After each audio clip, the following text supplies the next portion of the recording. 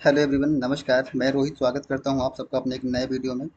दोस्तों, I hope आप लोग बहुत अच्छे होंगे और अपनी ईएमआरएस की तैयारी में लगे होंगे। दोस्तों, इसके पहले वाले पार्ट में हम लोग केवीएस टीजीटी एसएसटी का जो जनरल पार्ट था, 80 क्वेश्चंस उसमें डिस्कस किए थे। देखिए, जो केवल केवीएस का आपका एग्जाम हुआ था इसमें टोटल 180 क्वेश्चंस थे। 80 क्वेश्चंस आपका जनरल पार्ट था, उसमें Hindi, English, teaching aptitude, pedagogy और आपका उस करंट अफेयर्स, स्टैटिक पोर्शन सारा कुछ उसमें था, ठीक है। और आपका जो नेक्स्ट वीडियो होने वाला है इसमें आपका जो एसएसटी का पार्ट है, इसके क्वेश्चंस को यहाँ हम देखेंगे। इसमें आपका हिस्ट्री, ज्योग्राफी, पॉलिटी, इकोनॉमिक्स और वर्ल्ड हिस्ट्री के प्रश्न इसमें शामिल किए गए हैं। ये कंप्लीट आपका केवीएस का एग्जाम है। यह एग्जाम 12 फरवरी को हुआ था, ठीक है। तो इसके प्रश्नों को हम देखेंगे। अगर आप ईएमआरएस टीजीटी के लिए अप्लाई किए हैं तो यह आपके लिए बहुत ज़्यादा हेल्पफुल होने वाला है।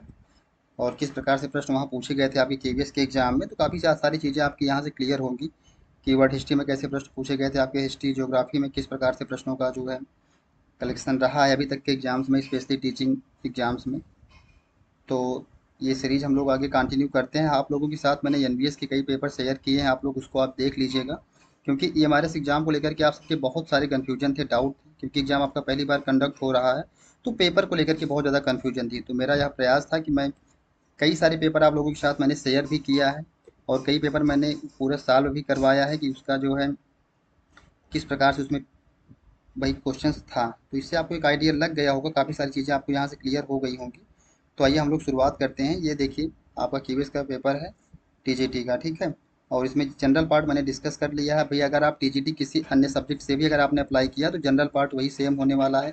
जनरल पार्ट आपको देखना ही है। यह वीडियो उनके लिए बहुत ज़्यादा इंपॉर्टेंट है जो स्पेशली टीजीटी एसएसटी यानी सोशल साइंस से अप्लाई किए हैं, ठीक है। तो आइए हम लोग पूरा इसमें भाई जो स्पेशली इसका जो सब्जेक्ट वाला पार्ट है आपकी कंसर्न सब्जेक्ट का, उस पर उसके क्वेश्चंस यहाँ 100 क्वेश्चंस हम देखेंगे, ठीक है। तो ये 80 तक तो आपकी जनरल पार्ट का था। उसके बाद अब आपका यहाँ से स्टार्ट होता है आपका एसएसटी का पोर्शन। तो आइए फिर हम लोग स्टार्ट करते हैं। शुरुआत देखिए, फ्रांसीसी क्रांति यानी कि वर्ल्ड हिस्ट्री से शुरुआत हो रहा है। मैंने आप सबसे बताया भी था कि जो आपका एसएसटी का पूरा कंप्लीट सिलेबस, इसमें आपको हिस्ट्री पढ़ना है, पॉलिटी पढ़ना है, ज्योग्राफी पढ़ना है, इकोनॉमिक्स पढ़ना है, इसके साथ ही साथ वर्ल्ड हिस्ट्री भी पढ़ना है। तो आप सिलेबस निकाले होंगे जरूर। और सिलेबस में जो जो टॉपिक दिया गया है वर्ल्ड हिस्ट्री का, क्योंकि वर्ल्ड हिस्ट्री का भी सिलेबस बहुत ज़्यादा बड़ा है, तो सिलेबस में सिलेक्टेड टॉपिक ही दिए गए हैं, आपको वही केवल कवर करना है। तो आप देखिए, आइए हम शुरू करते हैं। इसमें हम क्वेश्चन आंसर के फॉर्मेट में चीज़ें देखेंगे।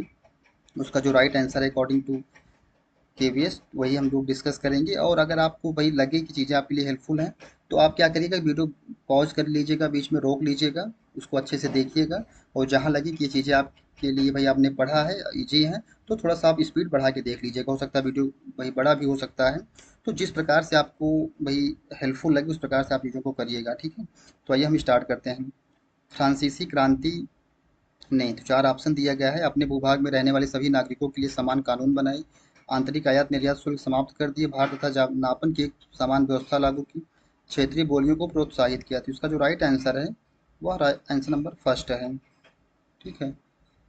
तो अभी हमारा प्रयास रहेगा कि हम लोग क्वेश्चंस और केवल आंसर ही डिस्कस करेंगे। आप लोग प्रश्न किस प्रकार से है उसको आप लोग अच्छे से वीडियो रोक के देख भी सकते हैं, ठीक है। तो इसका आंसर नंबर जो ऑप्शन फर्स्ट है वो सही है।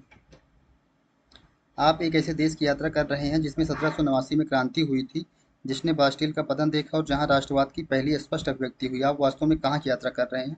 तो 1789 में आपकी फ्रांस की क्रांति हुई थी, ठीक है।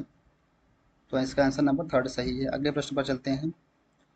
इसमें सूची एक को सूची दो से मिलाना है। जॉन लॉक, जॉक रूसो है, मॉन्टेस्क्यू है, डेनिस दिदरो है। इसके बाद इस तरफ इनकी किताबें हैं। द स्पिरिट ऑफ लॉज, ये मॉन्टेस्क्यू की है।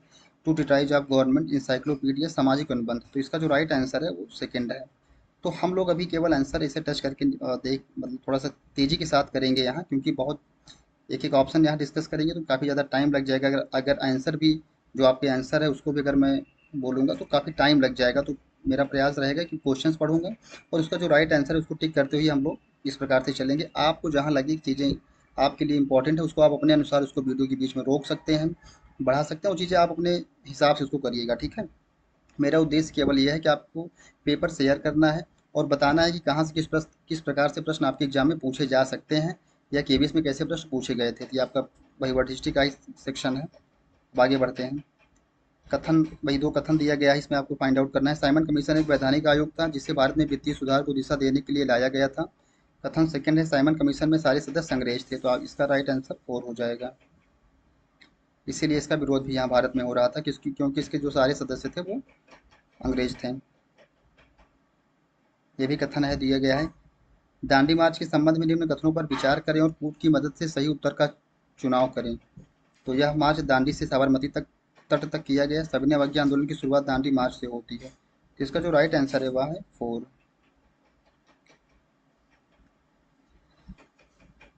कथन, यहाँ भी कथन और कारण दिया गया है। गांधी जी ने द्वितीय गोलमेज सम्मेलन में भाग लिया। गांधी इरविन पैक्ट 5 मार्च 1931 को किया गया। तो इसका जो राइट आंसर है वो फर्स्ट है।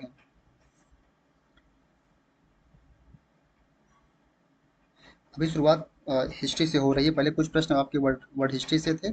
अब आपका जो है हिस्ट्री में मॉडर्न का सेक्शन है। यहाँ कथन, और यहाँ दो कथन दिए गए हैं। पूना पैक्ट के संबंध में निम्न कथनों पर विचार करें और सही विकल्प का चुनाव करें। यह पैक्ट महात्मा गांधी और डॉक्टर अंबेडकर के बीच 1932 में हुआ था। इस पैक्ट के तहत प्रांतीय एवं केंद्रीय विधायी परिषद में दलित वर्गों के लिए पृथक निर्वाचन की व्यवस्था की गई। तो इसका जो राइट आंसर है वह थर्ड है। ठीक है, तो इसका जो राइट आंसर है वह थर्ड हो सही है।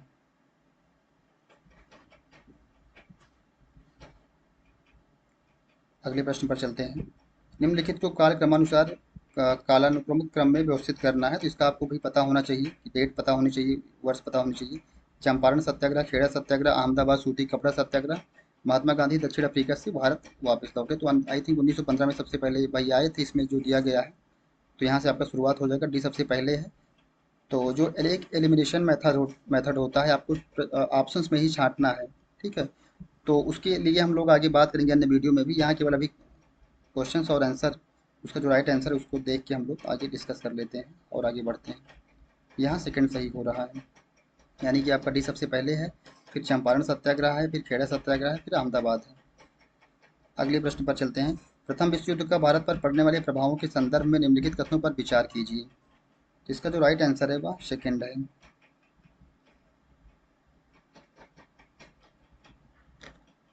अगला प्रश्न फिर से कथन दिया गया है, दो कथन है। हर भारत में उपनिवेशवाद के संदर्भ में निम्नलिखित कथनों पर विचार करें। हर सामाजिक वर्ग और समूह पर उपनिवेशवाद का असर एक जैसा था। उपनिवेश विरोधी आंदोलनों में स्वतंत्रता के मायने हर वर्ग और समूह के लिए भिन्न हैं। इसका जो राइट आंसर है वह 4 है।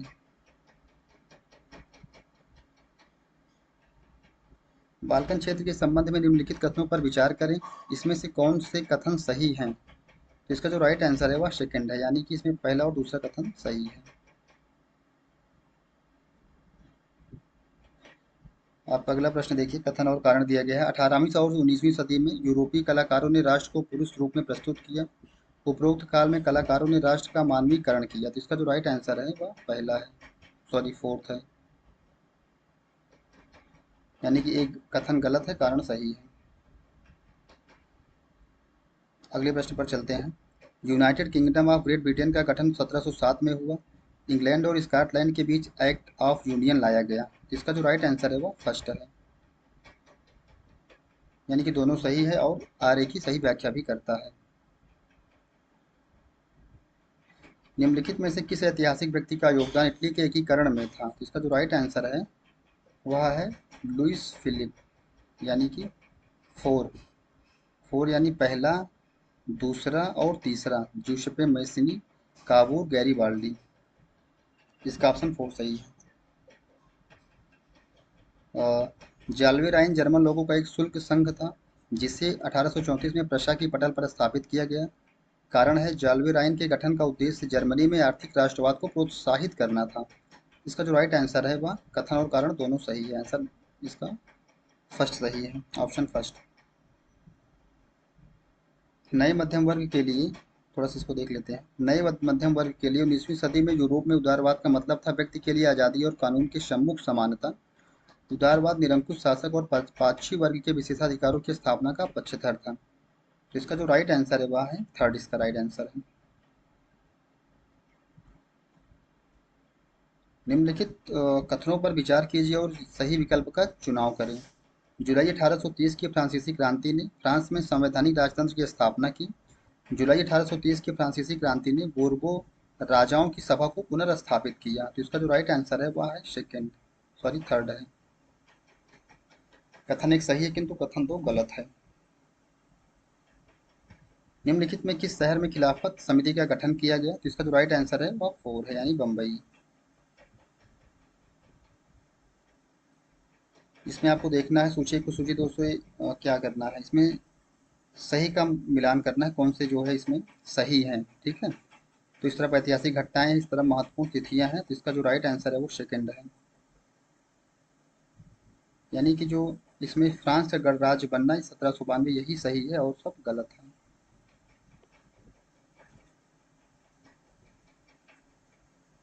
उदारवाद 19वीं शताब्दी की महत्वपूर्ण राजनीतिक परंपराओं में से एक था, जिसने वंश आधारित शासन व्यवस्था का विरोध किया तथा सभी धर्मों के समानता की वकालत की। उदारवाद बड़े जमींदारों और संपन्न उद्योगपतियों को प्राप्त किसी भी तरह के विशेषाधिकारों के खिलाफ था। इसका जो राइट आंसर है वह थर्ड है। कथन एक सही है परंतु कथन दो गलत है। कथन एक और दो कथन दिया गया है, यह स्वराज असहयोग आंदोलन के संबंध में निम्नलिखित कथनों पर विचार करें एवं नीचे दिए गए विकल्पों का चयन कर सही उत्तर चुनिए। यह स्वराज के उद्देश्य से लड़ा गया पहला आंदोलन था। इस आंदोलन ने खिलाफत का विरोध किया। तो इसका जो राइट आंसर है वह थर्ड है।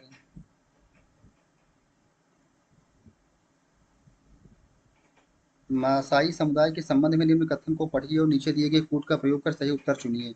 मासाई परंपरागत रूप से घुमंतू और चारावाहक समुदाय है। यह पश्चिमी अफ्रीका के अधिक वर्षा वाले क्षेत्र में रहते हैं। इसका जो राइट आंसर है वह थर्ड है। समाजवादी समाज के संबंध में निम्नलिखित कथनों पर विचार करें एवं नीचे दिए गए कूट का प्रयोग कर सही उत्तर को यहाँ जो है आपको चुनाव करना है। तो तीन ऑप्शन दिए गए हैं, इसमें कौन से सही है? तो इसका जो राइट आंसर वो सेकंड है, यानी कि ऑप्शन पहला और दूसरा सही है और तीसरा गलत है। इंद्रावती नदी इस क्षेत्र के पूर्व से पश्चिम बहती है। यहाँ मरिया, ध्रुवा, हल्बा आदि अनेक आदिवासी समुदाय निवास करते हैं। इसका केंद्रीय भाग पठारी है और दक्षिण में गोदावरी का मैदान है। इस क्षेत्र का नाम है, इसका राइट आंसर है बस्तर।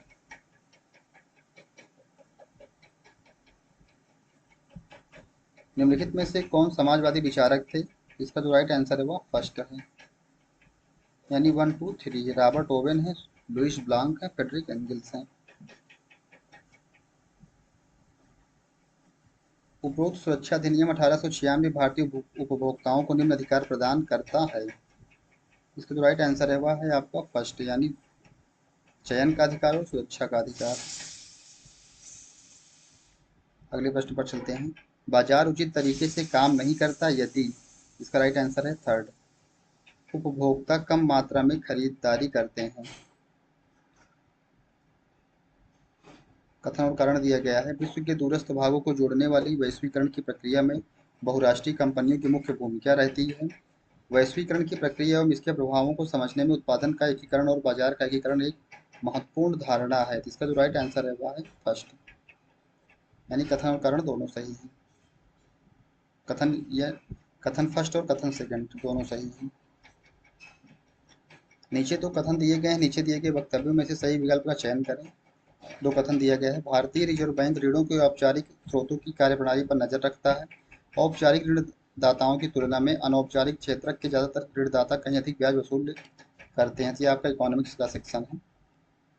तो इसको जो है भाई देखिए, इस वाले प्रश्न पे सबको इस पे आंसर मिला, यानी कि यह प्रश्न विवादित था। एक जनरल मार्किंग इस पे हुई है। समर्थक नीचे दिए गए विकल्प का सही चयन करना है। समर्थक ऋणाधार ऐसी संपत्ति है जिसका मालिक कर्जदार है, जैसे कि भूमि, इमारत, गाड़ी, पशु, बैंकों में पूंजी, और इसका इस्तेमाल वह उधारदाता को गारंटी देने के रूप में करता है जब तक कि ऋण का भुगतान नहीं हो जाता। कथन दूसरा है, यदि कर्जदार उधार वापस नहीं कर पाता तो उधारदाता को भुगतान प्राप्ति के लिए संपत्ति या समर्थक ऋणाधार बेचने का अधिकार होता है। इसका राइट आंसर है ऑप्शन नंबर फर्स्ट, यानी कथन दोनों सही हैं।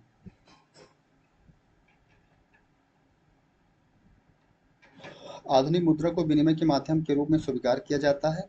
इसे विनिमय का माध्यम इसलिए स्वीकार किया जाता है क्योंकि किसी देश की सरकार इसे प्राधिकृत करती है। तो इसका जो राइट आंसर है वो फर्स्ट है।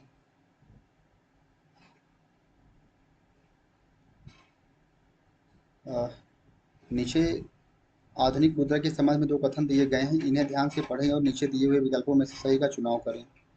यह बहुमूल्य धातुओं से नहीं बनी होती, यह अपने आप में इस्तेमाल की होती है। तो इसका जो राइट आंसर है वह थर्ड है, यानी पहला सही है, दूसरा गलत है।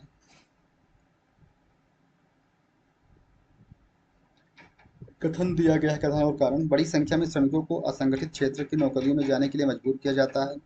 संगठित क्षेत्र में रोजगार के अवसर बहुत धीरे धीरे बढ़ रहे हैं। इसका राइट आंसर फर्स्ट हो जाएगा।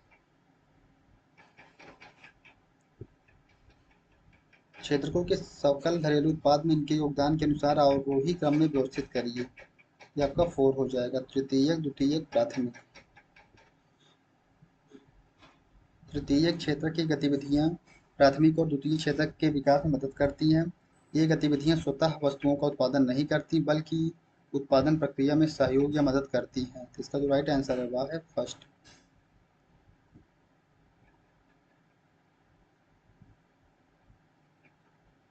अगले प्रश्न पर चलते हैं। मानव विकास रिपोर्ट किसके द्वारा प्रकाशित किया जाता है? तो संयुक्त राष्ट्र विकास कार्यक्रम यानी यूएनडीपी।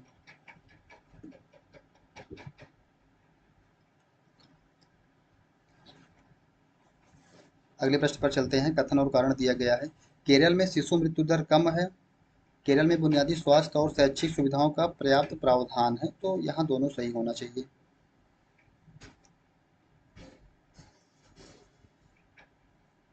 जब हम प्राकृतिक संसाधनों का दोहन करके किसी वस्तु का उत्पादन करते हैं, तो यह प्राथमिक क्षेत्र की एक गतिविधि होती है। ऐसा इसलिए है क्योंकि यह हमारे द्वारा बाद में बनाए जाने वाले अन्य सभी उत्पादों के लिए आधार बनाता है। तो इसका राइट आंसर फर्स्ट हो जाएगा।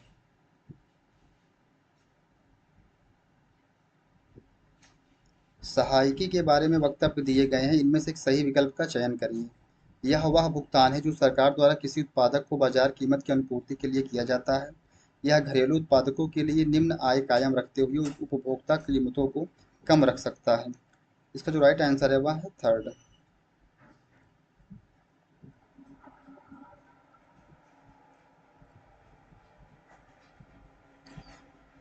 अगले प्रश्न पर चलते हैं। न्यूनतम समर्थित मूल्य यानी एमएसपी सरकार द्वारा बुआई के मौसम से पहले घोषित की जाती है। तो ये फर्स्ट हो जाएगा। हर साल जो न्यूनतम समर्थित मूल्य है यह हर साल बुआई के मौसम से पहले घोषित की जाती है। नीचे दो कथन दिए गए हैं और नीचे दिए हुए विकल्पों में से सही उत्तर का चयन करना है। मौसमी भुखमरी फसल उपजाने और काटने के चक्र से संबंध है। मौसमी भुखमरी केवल शहरी क्षेत्रों में होती है। तो इसका राइट आंसर थर्ड हो जाएगा। ये सही है क्योंकि ये गलत है, क्योंकि जो मौसमी भुखमरी है या ग्रामीण क्षेत्रों में होती है जहाँ खेती होती है। खाद्य सुरक्षा का अर्थ है, इसका जो राइट आंसर है वह फोर्थ है। सभी लोगों के लिए सदैव भोजन की उपलब्धता, पहुंच और प्राप्त करने का सामर्थ्य। कथन और फर्स्ट और सेकंड। महात्मा गांधी हमेशा इस पर बल दिया करते थे कि भारत सही अर्थों में तभी स्वतंत्र होगा जब यहाँ का सबसे निर्धन व्यक्ति भी मानवीय व्यथा से मुक्त होगा। स्वर्ण जयंती ग्राम स्वरोजगार योजना का उद्देश्य सहायता प्राप्त निर्धन परिवारों को स्व सहायता समूहों में संगठित कर बैंक ऋण और सरकारी सहायकी के संयोजन द्वारा निर्धनता रेखा से ऊपर लाना है। इसका सही आंसर आंसर ऑप्शन फर्स्ट हो जाएगा। नीचे दो कथन दिए गए हैं, कथन और कारण देख लीजिए। निर्धनता के प्रति असुरक्षा एक माप है जो कुछ विशेष समुदायों या व्यक्तियों के भावी वर्षों में निर्धन होने या निर्धन बने रहने की अधिक संभावना जताता है। असुरक्षा का निर्धारण परिस्थितियों, शिक्षा, स्वास्थ्य और स्वरोजगार के अवसरों के रूप में जीविका खोजने के लिए विभिन्न समुदायों के पास उपलब्ध विकल्पों से होता है। इसका राइट आंसर फर्स्ट हो जाएगा।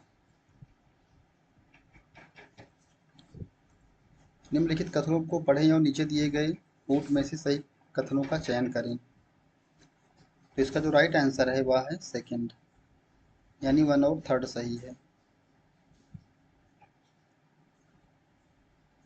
ग्रामीण क्षेत्रों में बेरोजगारी की प्रगति ज्यादातर होती है, यानी इसका राइट आंसर सेकंड है। मौसमी बेरोजगारी और प्रच्छन्न बेरोजगारी।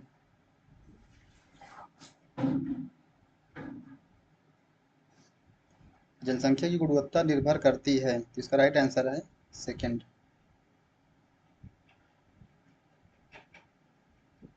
जीवन प्रत्याशा पर, कौशल निर्माण पर। इसमें कथन और कारण दिया गया है, इसमें फाइंड आउट करना है कि क्या सही है क्या गलत है। जापान जैसे देश ने जिसके पास प्राकृतिक संसाधन प्रचुर मात्रा में थे, जिसका प्रयोग कर वह विकसित देश बना। जापान ने अपने निवासियों में विशेष रूप से शिक्षा और स्वास्थ्य के क्षेत्र में निवेश किया। उन लोगों ने जो कुशलता और प्रौद्योगिकी विकसित की, उसी से जापान विकसित हुआ। इसका राइट आंसर है 4।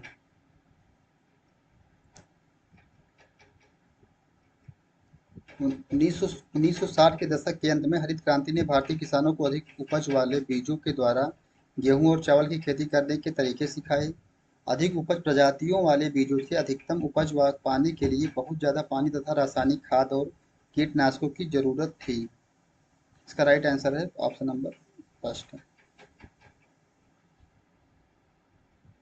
करेंसी को विनिमय के माध्यम के रूप में देश में इस्तेमाल किया जाता है। करेंसी किसी देश की जनता द्वारा प्राधिकृत की जाती है, तो थर्ड सही हो जाएगा, यानी ये सही है और आर गलत है, क्योंकि जो ठीक है। हिंद महासागर का नाम भारत के नाम पर क्यों रखा गया? क्योंकि इसका जो राइट आंसर है वह थर्ड है, क्योंकि इस महासागर में किसी भी देश की तटीय सीमा भारत जैसी नहीं है। अक्षांश का प्रभाव, इसका राइट आंसर है सेकंड। दक्षिण से उत्तर की ओर दिन और रात की अवधि पर बढ़ता है। अगर अरुणाचल प्रदेश में सुबह 4 बजे सूरज उगता है तो गुजरात में सूरज कब उगेगा?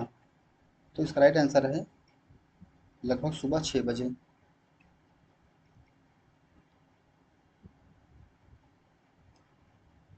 एक के विभिन्न भागों में यात्रा कर रहे थे और उन्होंने बताया कि उन्होंने पहले भारत की युवा स्थलाकृति की यात्रा की, जिसमें ऊंचे शिखर व गहरी घाटियां हैं, और उसके बाद वे भारत के प्राचीनतम भूभाग की तरफ गए, जिसमें कम ऊंची पहाड़ियां एवं चौड़ी घाटियां हैं। तो इसका जो राइट आंसर है वह हो जाएगा फर्स्ट ऑप्शन। कर्नाटक और जम्मू कश्मीर वो यात्रा कर रहे हैं, कर्नाटक से जम्मू कश्मीर। इसमें सोचिए को सोचिए तो उसे मिलाना है। उत्तरी मैदान के भाग में इस तरफ विशेषताएं हैं। इसका राइट आंसर सेकंड हो जाएगा, तो आप देख लीजिएगा मिला के।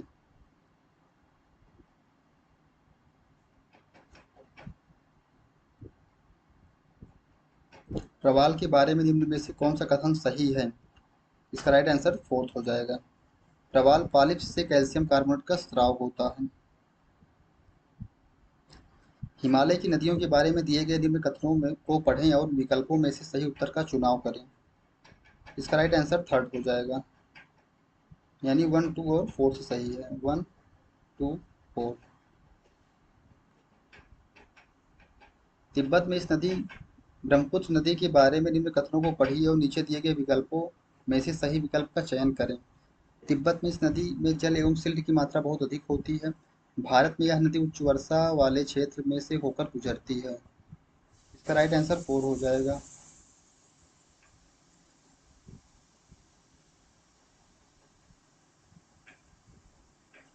विषम चुने मतलब कि कौन सा इसमें सही नहीं है। नर्मदा और तापी दोनों ही प्रायद्वीप नदियां हैं। नर्मदा और तापी दोनों का उद्गम मध्य प्रदेश से होता है। नर्मदा द्रोणी और तापी दोनों दोनों ही महाराष्ट्र के कुछ हिस्से से बहती हैं। ये थर्ड इसका हो जाएगा।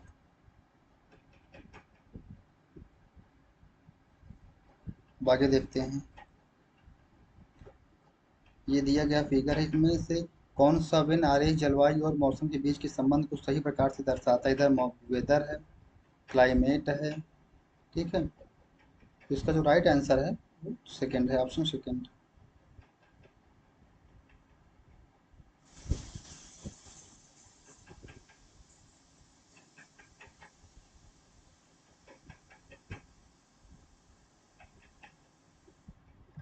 तापमान विषुवत वृत्त से ध्रुवों की ओर घट जाता है। कथन और कारण दिया गया है। पृथ्वी की गोलाई के कारण इसे प्राप्त सौर ऊर्जा की मात्रा अक्षांशों के अनुसार अलग अलग होती है। इसका राइट आंसर 1 हो जाएगा। पहाड़ियाँ गर्मी के मौसम में भी ठंडी होती हैं और ऊंची सतहों पर वायुमंडल की सघनता बढ़ जाती है। इसका राइट आंसर थर्ड हो जाएगा।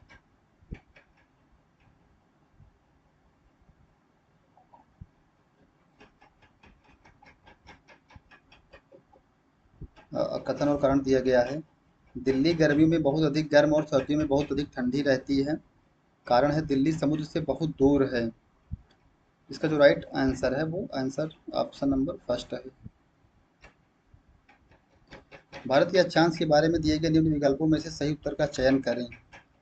इसका भी फर्स्ट हो जाएगा। भारत यानी कि कर्क वृत्त देश के मध्य से होकर गुजरती है, जो कर्क रेखा है। अगला प्रश्न देखिए, निम्न में से कौन सा कथन कोरियोलिसिस बल के बारे में सही है। इसका राइट आंसर सेकंड हो जाएगा। यह पृथ्वी के घूर्णन के कारण उत्पन्न होने वाला एक आभासी बल है। राष्ट्रीय जनसंख्या नीति केंद्रित है। थर्ड, यानी इसका जो राइट आंसर है वह थर्ड है। 1 2 3, निःशुल्क और अनिवार्य विद्यालय शिक्षा देने पर, शिशु मृत्यु दर कम करने पर, और 1 2 4 है किशोरों किशोरियों में असुरक्षित यौन संबंध के कुप्रभावों के बारे में जागरूकता लाने पर। इन निम्न में कौन सा कथन संवर्धन संवर्धन वृक्षारोपण के संबंध में सही है। इसका जो राइट आंसर है वह फर्स्ट आपका हो जाएगा। ठीक है, देख लीजिएगा इसको। जल दुर्लभता के बारे में दिए गए निम्न कथनों को ध्यान से पढ़ें और दिए गए विकल्पों में से सही उत्तर का चुनाव करें। तो जल दुर्लभता केवल उन स्थानों पर होती है जहां जल संसाधनों की कमी होती है। जल दुर्लभता कभी भी अत्यधिक वर्षा वाले स्थानों पर नहीं हो सकती। इसका जो राइट आंसर है वह है सेकेंड।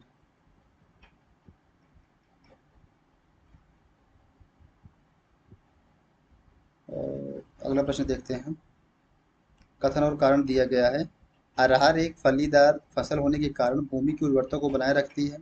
अरहर को आमतौर पर अन्य फसलों के आवर्तन में बोया जाता है। तो इसका जो राइट आंसर है वह है फोर्थ। ये गलत है परंतु वार सही है। नीचे दिए हुए कथनों को पढ़ें और सही विकल्प का चयन करें। भूपर्पटी विभिन्न धातुओं के योग से बनी चट्टानों से निर्मित है। इन धातुओं का उपयुक्त शोधन करके ही विभिन्न धातुएं निकाली जाती हैं। इसका राइट आंसर भाई आपका सेकंड हो जाएगा।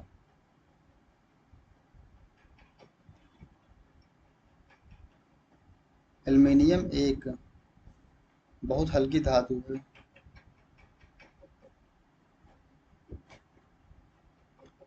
इसका जो राइट आंसर है वह सेकंड हो जाएगा।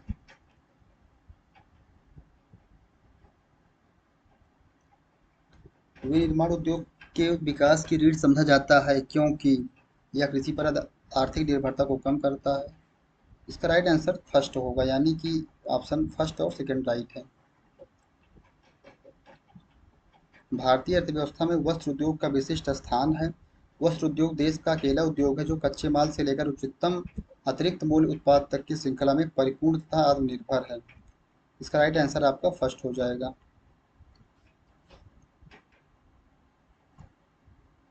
चीनी उद्योग की प्रकृति मौसमी है। चीनी उद्योग सहकारी क्षेत्र के लिए उपयुक्त है।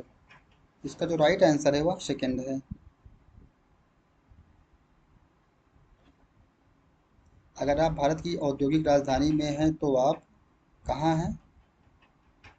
इसमें मुंबई भी है, बेंगलुरु भी आयोग माना है। तो जिसने मुंबई लगाया उनका भी सही था, जिसने बेंगलुरु लगाया उनका भी आंसर राइट था। दक्षिण अफ्रीका के संविधान में नागरिकों को निम्नलिखित अधिकार मिले हैं, यानी third. Option number third right है। निजता का अधिकार है, पर्याप्त आवास पाने का अधिकार है, सशक्त पर्याप्त भोजन और पानी का अधिकार है, यानी फोर्थ वाला गलत है। राष्ट्रीय मानवाधिकार आयोग के बारे में सही है। इसका राइट आंसर थर्ड हो जाएगा, यानी कि 1 2 और 4 सही है। कथन और कारण दिया गया है। संविधान अनेक दूसरे अधिकार भी देता है जो मौलिक अधिकार नहीं है। संपत्ति रखने का अधिकार मौलिक अधिकार है पर संवैधानिक अधिकार नहीं है। इसका राइट आंसर थर्ड हो जाएगा।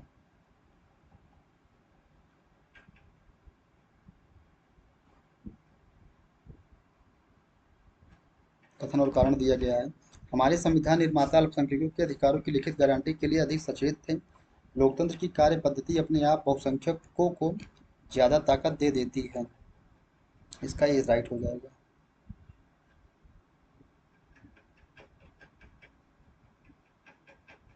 यहाँ छुआछूत का मतलब कुछ खास जातियों के लोगों के शरीर को छूने से बचना है। उन यह उन सारी सामाजिक मान्यताओं और आचरणों को भी गलत करार देता है जिसमें किसी खास जाति में जन्म लेने पर से लोगों को नीची नज़र से देखा जाता है। इसका राइट आंसर फर्स्ट हो जाएगा।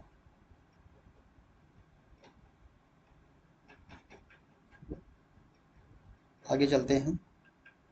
निम्नलिखित में कौन राजनीतिक कार्यपालिका का हिस्सा होता है? तो इसका राइट आंसर थर्ड है।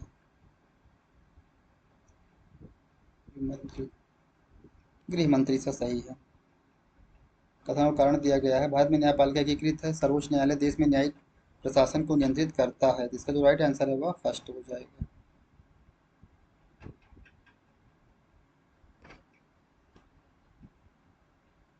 अमेरिकी राष्ट्रपति के बारे में सही क्या है बताइए। यहाँ चार ऑप्शन दिया गया है। इसका जो राइट आंसर है वह थर्ड हो जाएगा, यानी कि पहला, तीसरा और चौथा।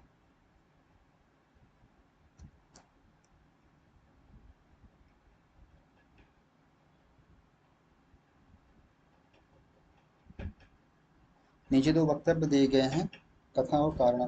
अधिकांश देशों में संसदीय लोकतंत्र को सरकार का कैबिनेट रूप कहा जाता है। फैसले कैबिनेट की बैठकों में किए जाते हैं। इसका जो राइट आंसर है वह आपका फर्स्ट हो जाएगा।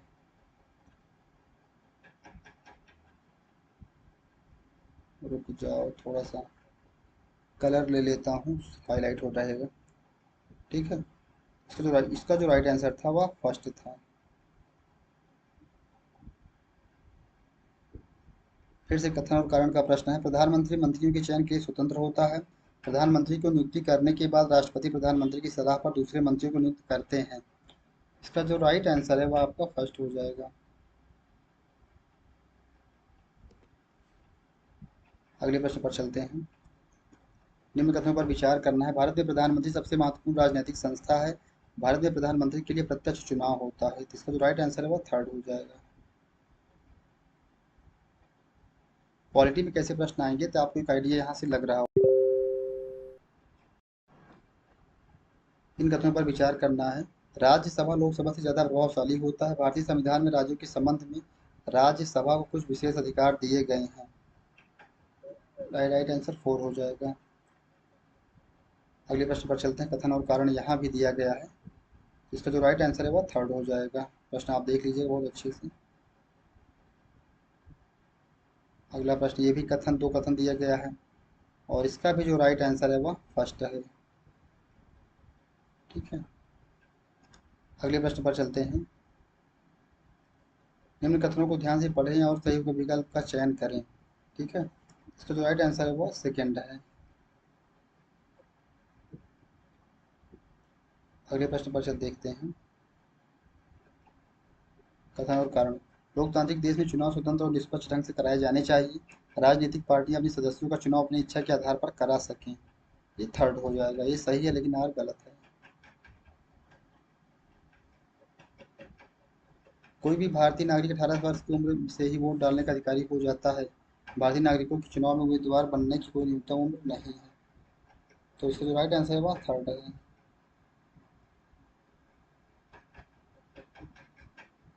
आचार संहिता में उम्मीदवारों और पार्टियों को कुछ पाबंदियां हैं, जो सही है उसका चयन करिए। इसका राइट आंसर सेकेंड है। सेकेंड और फोर्थ भी आई थिंक माने हैं, फोर्थ। ऐसे प्रश्नों पर एक जनरल मार्किंग होती है और नंबर जो दोनों अगर अटेम्प्ट किए हैं तो उनको नंबर मिलता है। चुनाव क्यों होते हैं इस बारे में इनमें से कौन सा वाक्य सही है? इसका जो राइट आंसर है वो सेकेंड हो जाएगा, यानी एक और दो सही है।